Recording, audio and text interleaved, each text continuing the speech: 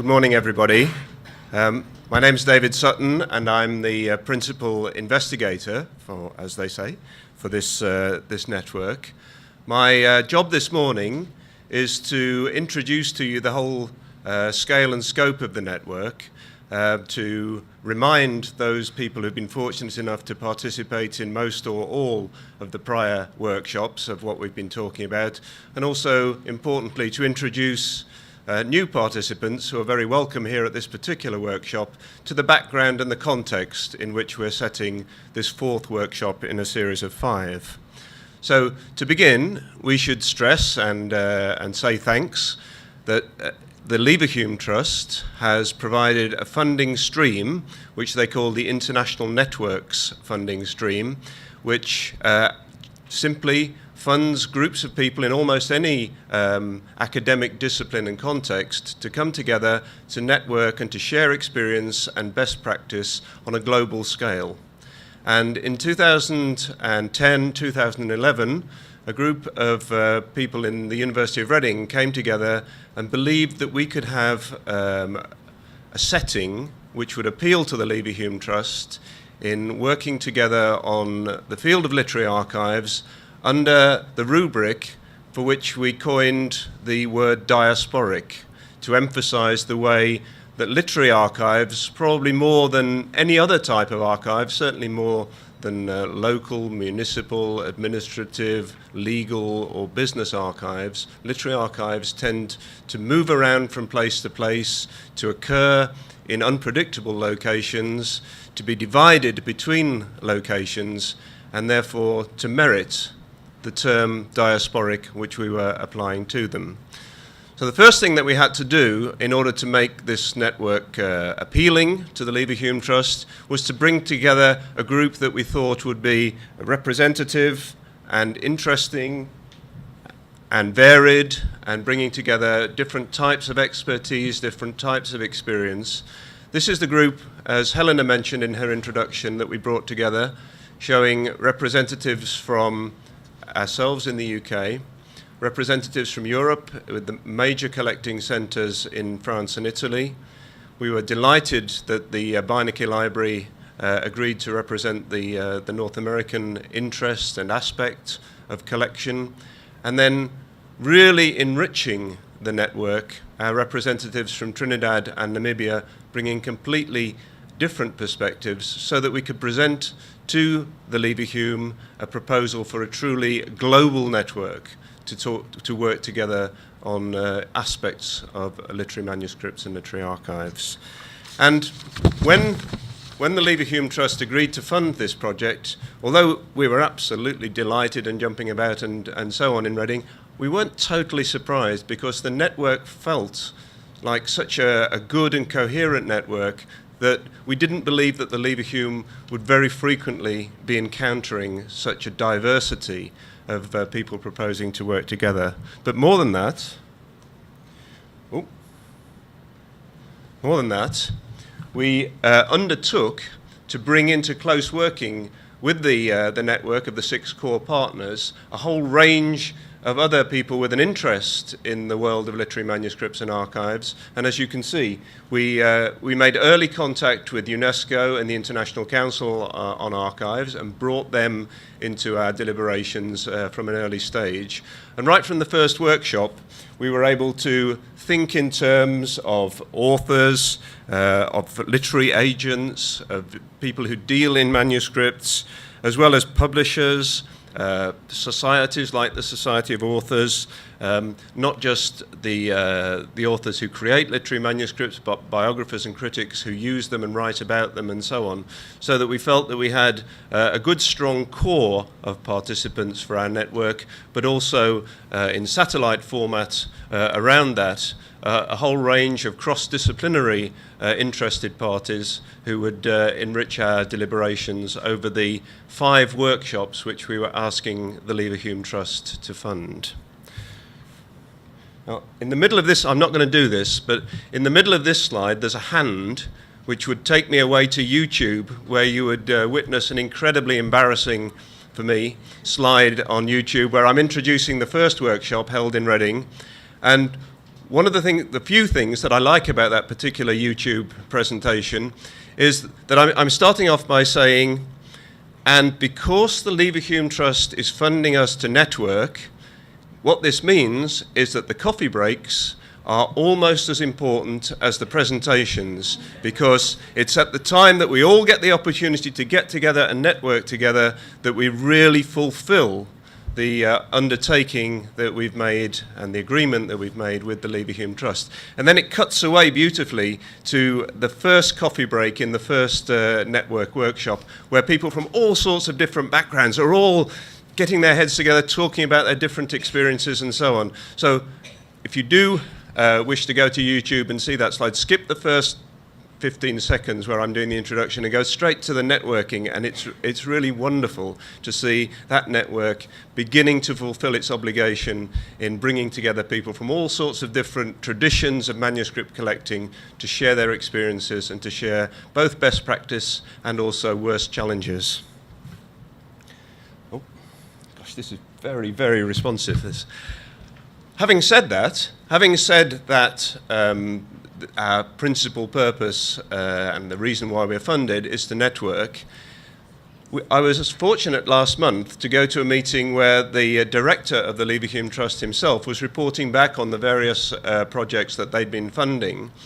And he singled out this particular network for praise, and he said, and this is because you don't only network, you actually set yourselves objectives, you go out and do things, you try to make interventions in particular cultural settings, and to make the network be certainly a networking alliance and coalition, but also much more than that, a group which sets itself objectives and tries to actually go out and do things. I'm going in a little while just to tell you some of the things that we've set ourselves to do. But first, just to look at some of the things that we discussed at that first workshop in 2012. So we considered the interaction between the work that we were trying to do and UNESCO's, the ICA's Universal Declaration on Archives, which has now been adopted by UNESCO, and we set it in that international context. And then we had some discussion, which we're going to fill out tomorrow, in fact, but in that first workshop, we started to look at some of the aspects of building collecting strategies which informed this world of literary manuscripts. And we looked at the fact that you can't actually build a collection unless you encounter some form of availability. So the way that manuscripts come to market, the way that authors become aware of the fact that they've got a commodity which will be of interest to a wide scholarly circle and so on. All the aspects of what brings manuscripts to market, what creates availability in the world of manuscripts we discussed. We had some very interesting discussions about value and valuation, how collections of literary manuscripts establish their value. And I think many of us were most struck in that first workshop by the presentation that we received on the valuation of born digital archives and the fact that we're just at a cutting edge now where we're just starting to work out how this is going to function. And in particular, Joan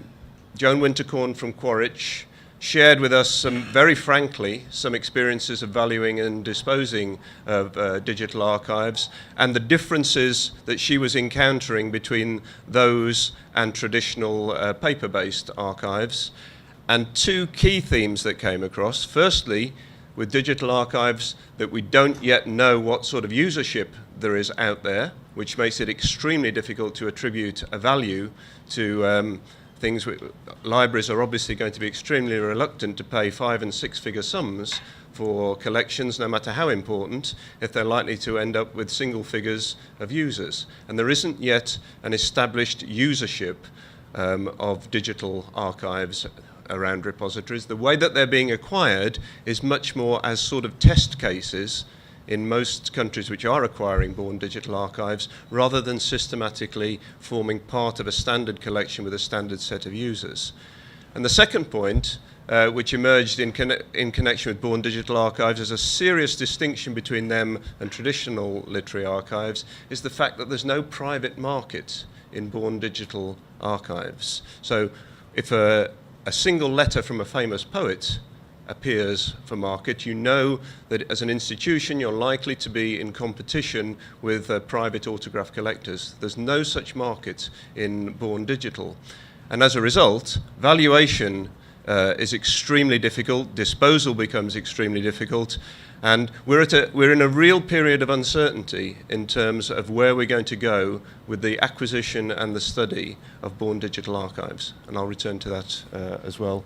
Here you see some of the other issues to do with building collection strategies that we discussed at that first meeting.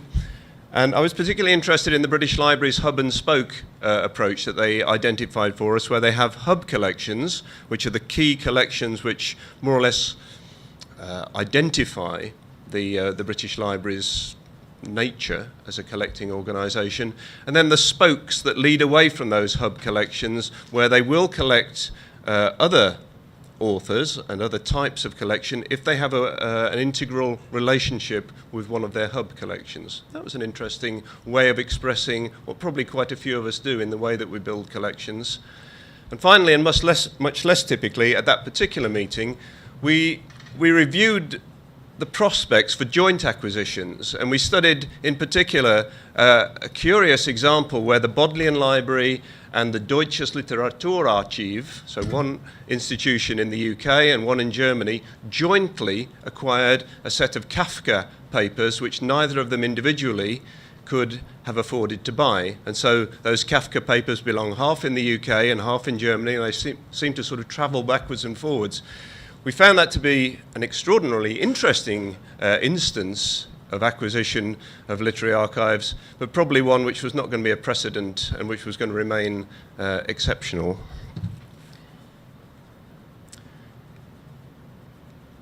Oh. I'll speed up now. These are some of the issues to do with literary archives which were reviewed in that first workshop. We reviewed the way that because of their diasporic nature, you need particular types of guides to tell you what is where, and very often the word location register is used for that type of guide. We looked again at, certainly from the scholar's point of view, the desirability of keeping collections intact and in a single place, but the way that that conflicts with the reality of the way that literary archives typically find their destinations. We looked, and we had a presentation from a literary agent. We looked at the role of literary agents in bringing authors' papers to their eventual destination, and that was an interesting and often less explored aspect of the way that literary manuscripts find their eventual home. And then we've set ourselves the objective, and this is a thing that we haven't yet completed, but we think it's very important and necessary, of drawing up a document which would give advice and guidance to authors who are considering perhaps what on earth should I do with this great pile of papers which are in my loft, and which factors they should take into account when considering an eventual disposal. We are committed to completing that piece of work by the end of this year, and in the course of these 2 days of discussion, we'll be returning to that from time to time. We have begun the work, and we have engaged with certain authors about the sorts of things that they should consider when disposing of their archives. And some of those deliberations will have informed tomorrow evening's surprise mystery announcement, about which I'm not allowed to say anything else. We also, I should say as little as possible as this about this aspect, because it is on today's agenda. So just to say that we reviewed the general nature of business archives and the way that literary manuscripts sit inside business archives and are of enormous value, but the expectations both of the owners and depositors of the archive and of the way that the archive works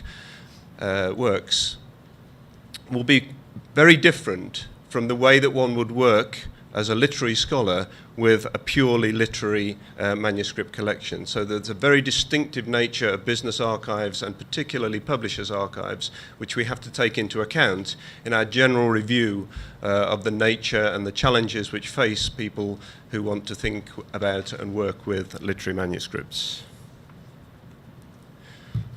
as the director of the Leverhulme Trust has fortunately noticed, we are setting ourselves not merely to network, but also to do things. And these are some of the projects which we have already embarked upon or which we're intending to do, and to which we attach great importance. So the first is on the website. We've already begun to create a sort of directory of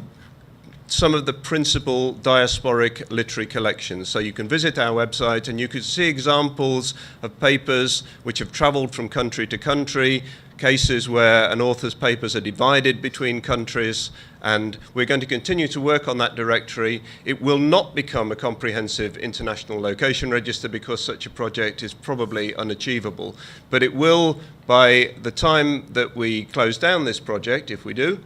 it will be a very valuable guide to some of the principal literary collections worldwide which have moved away from where you might expect to find them.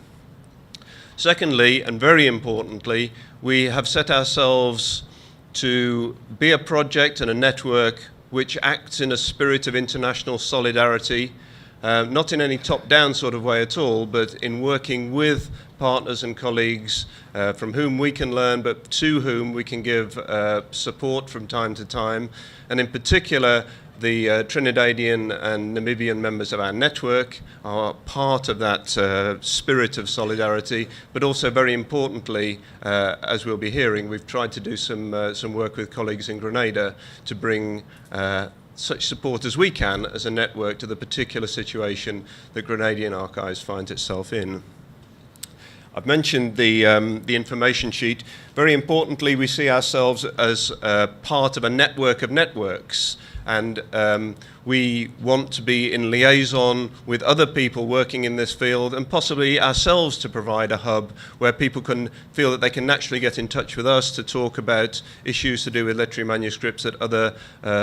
groups and sectors are working on. And this includes liaison with UNESCO, it includes liaison with the International Council on Archives. So we see ourselves as active and proactive players in all the cooperative, collaborative and solidarity projects which may be emerging in the whole field of literary manuscripts.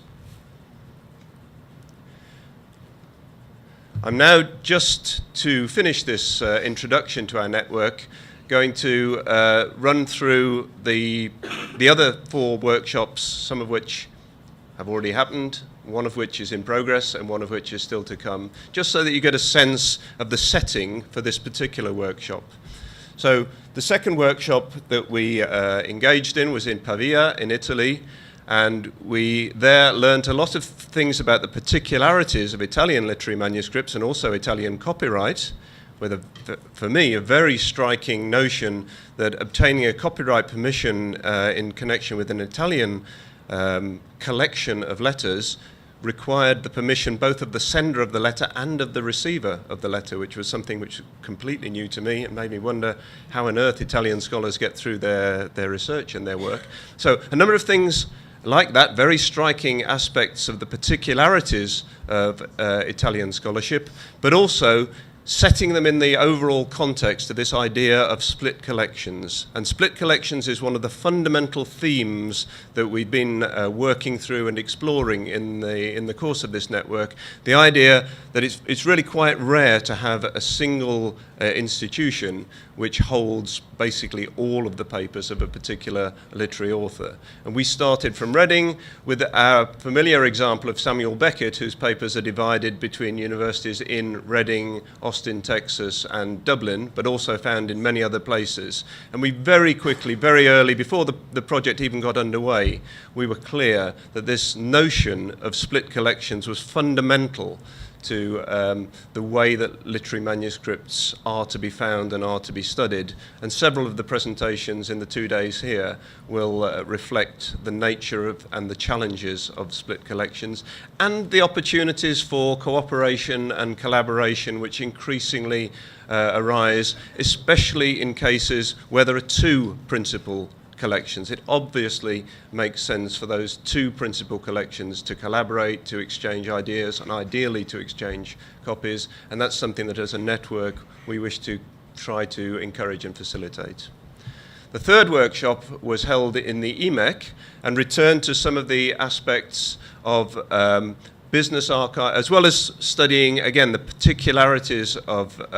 French archives and French collecting. We had some interesting thoughts there about the fact that France has fewer literary agents and agencies than many other countries in Europe, and the impact of that on the way that authors work and react with archival institutions. So some interesting thoughts about the particularities of French manuscripts collecting, and then a general discussion about public and private ownership within the world of archives and literary manuscripts in particular, taking us again back to review some of the aspects of business collections and how they get used in the study of literature. And then finally, as part of that workshop, we opened up something that we'll be returning to tomorrow, this question of archives at risk, which again, I won't say too much about that now because we are going to have a more detailed discussion about that tomorrow, but the various types of archives worldwide whose very continued existence is put under threat by sometimes politics, sometimes climatic conditions, sometimes other factors, and what, in a spirit of solidarity, not sort of post-colonial arrogance or anything like that, but working very, very hard with institutions and owners of such papers to try to find the best solution to protect archives in various parts of the world, whose very continued existence has come at risk. I think this is the final slide for this introductory presentation. It isn't necessary for me to say too much about the first set of bullet points because that is the business that we're embarking upon now.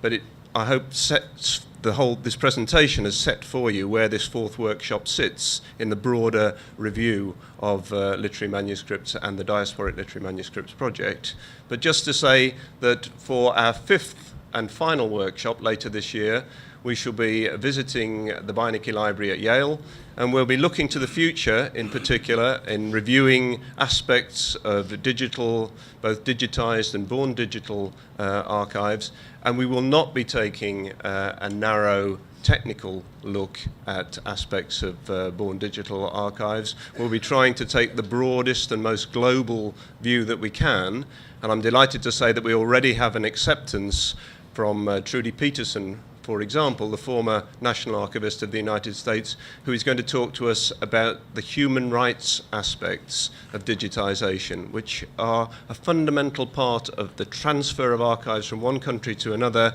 when countries have different power statuses. So we're going to look intensively at the Beinecke, at aspects of digitization, and we're going to try to predict the future, inevitably, but we're going to take the broadest possible approach that we can to those new and pressing issues for us. And then finally, at the Beinecke workshop, what we will have to do at the very end of our last day there is to determine what we're going to do with all the material that we've collected, all the contacts that we've established, all the work that we've done, because the Leverhulme Trust has funded us for 3 years. Now,